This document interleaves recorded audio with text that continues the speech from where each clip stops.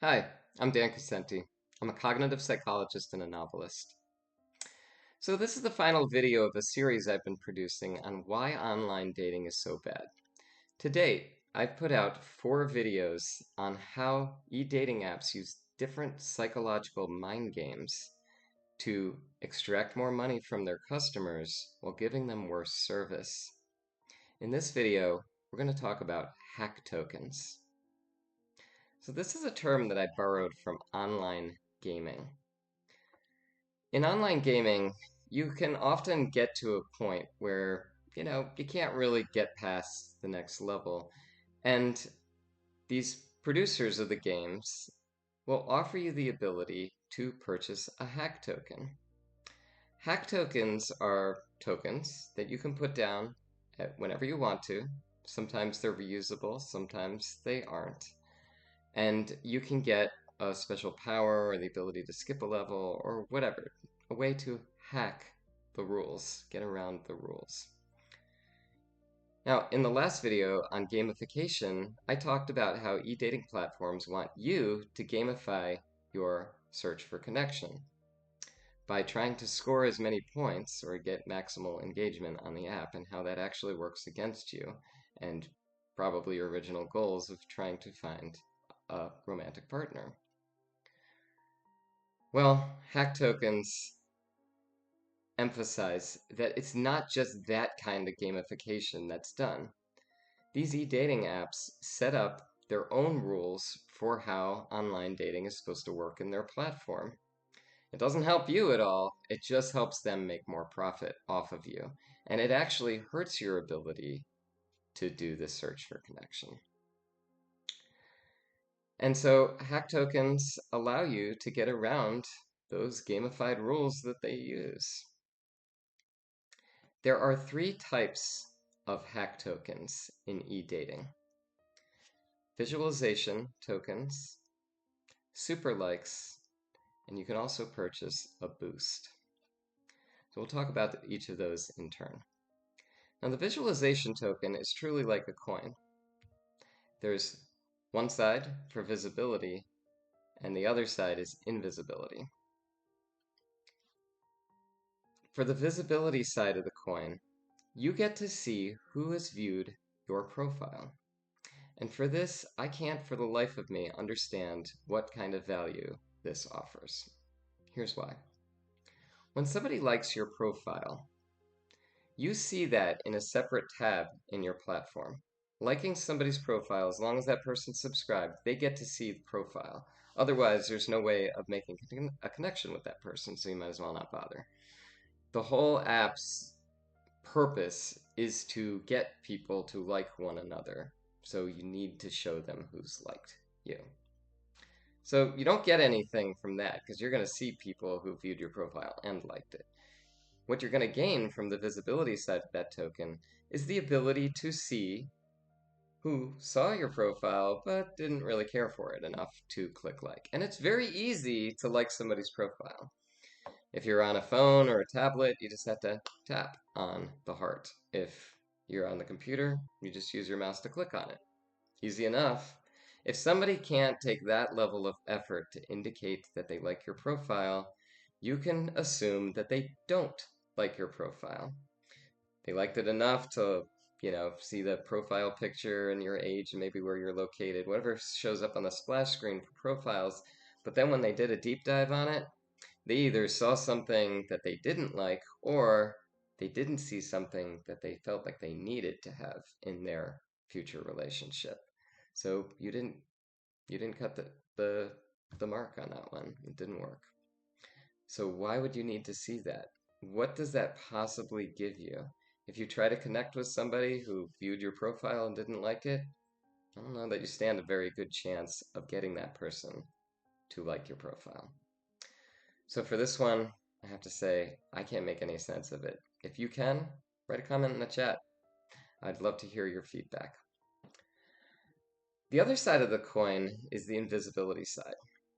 And for that, at first it didn't make sense to me, but now it makes a ton of sense. And I saw how short-sighted I was when I first thought about it. The invisibility side gives you anonymity. So even somebody who's playing the visibility side of the token, they won't see your profile if you view theirs. They will only see it if you like their profile. So why would somebody want that kind of control around people seeing their profile? Well, it makes a lot of sense when you think about it from the perspective of somebody who might have been abused in their last relationship. They're not going to want that person to find out they're on an e-dating app because usually abusers feel like they own that person. And if that person escaped from that relationship, they can expect that if word gets out that they're on a dating app, they could face some pretty unsafe consequences for that. Now, it could be that somebody's just trying to hide from their spouse, and that's why they need anonymity. Um, you know, it makes sense that it could be either side. But as far as I'm concerned, if there is a safety concern, the dating app shouldn't go, "Oh, I'm so sorry about your safety concern. Pay us extra and we'll make sure that you don't get into any trouble." That doesn't seem right to me. Ethically, everybody should get the chance to be anonymous, whether they're subscribed or not. It's just the right thing to do. The next kind of hack token is a super like. This is known by different things in different apps. Hinge calls it a rose, and Coffee Meets Bagel calls it flowers, but it's the same concept. Basically, by applying a super like to an individual profile, you're telling that person, "Oh, I don't just like your profile, I really like your profile." But on a more practical level, what it does is it puts you at the top of their list of likes. So when they go to that tab, they're going to see your profile picture towards the top of that list. Now you have to question how much this really does for you.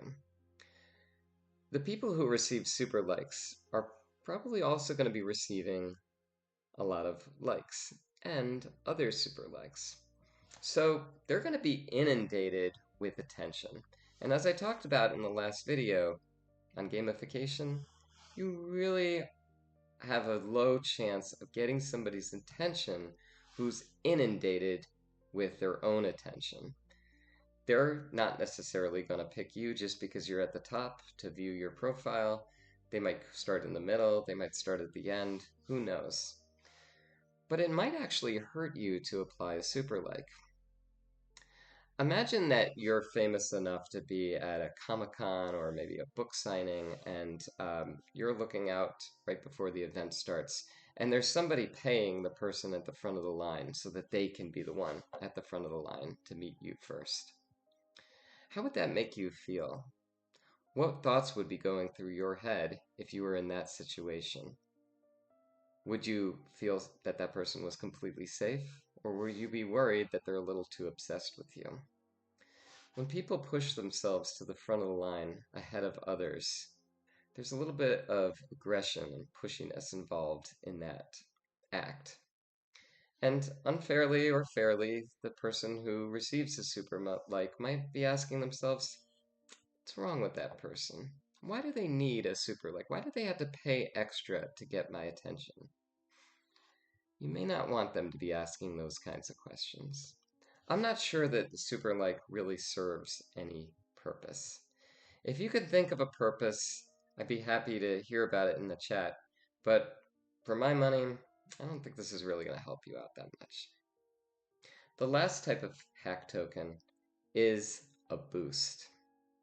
Now for this, you get to be put into more people's feeds. That's all it does.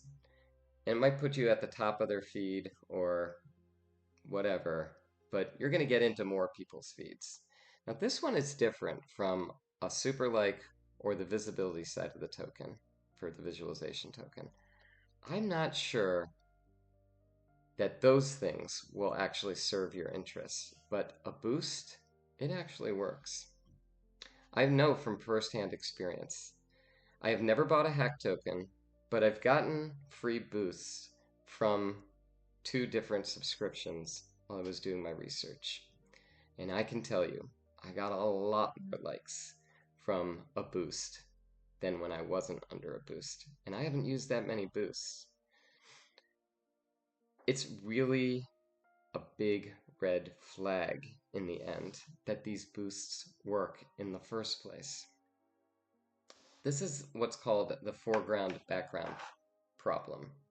I can tell you that a boost works, and you can think to yourself, oh, great, boosts work. I'm going to go out and buy some of those so that I can get to the front of the line. Great. Well, if you're stuck in a subscription right now, maybe that is what you want to do if you're not getting enough attention right now. But think about the background side of it. Sure, a boost works, but that's only because they're shortchanging the people who aren't using a boost. So if you're trying to get the attention of other people, try to make connections, and you're being held out from their feeds, and the feed, as we reviewed in the first video, is all you really got for most of the apps, with the exception of Match.com. That's it. In order for you to make connections with people, you either have to like them or they have to see you in the feed.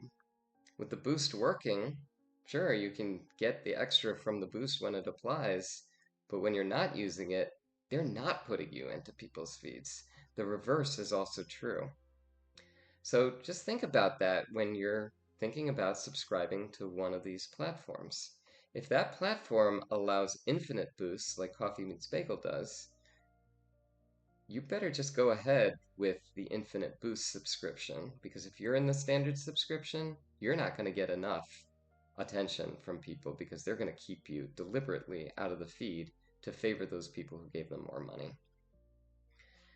And this outlines an even bigger problem with these apps that I've been trying to emphasize throughout these videos. The dating companies control the platform. That means that they control the entire environment you're dealing with. Instead of like in Match.com where they allowed you to search and use different functions that you find in Excel to make your own search happen, they're using the feed to limit your access to people. And then on top of that, they invent these hack token boosts that keep you from getting into people's feeds when you're not under a boost. It's a total manipulation that's going on in these e-dating apps.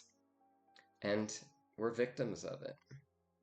There is no app that gets around all of the issues that I've been reviewing in these videos.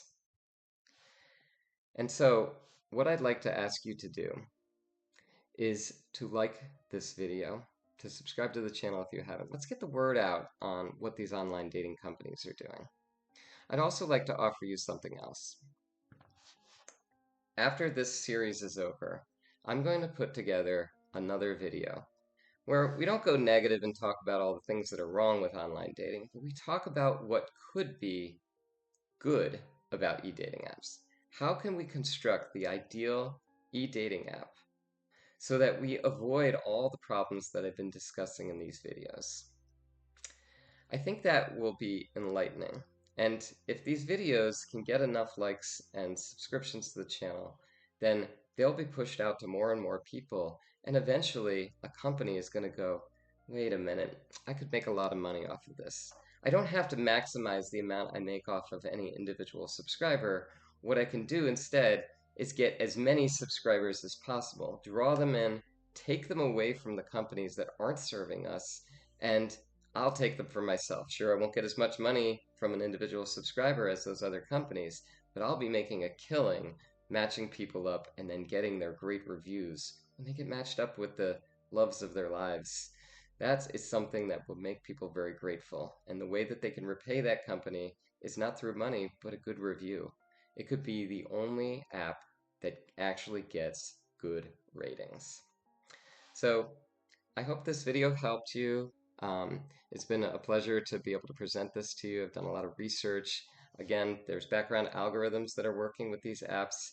I've done my best to try to analyze that for you and present you with the results that I found. But if you disagree with anything that I've said in any of these videos, leave a comment. Talk to me about it. I'd be happy to respond. Okay, well, that's the end of this video. Thanks so much for watching till the end, and I hope it helped.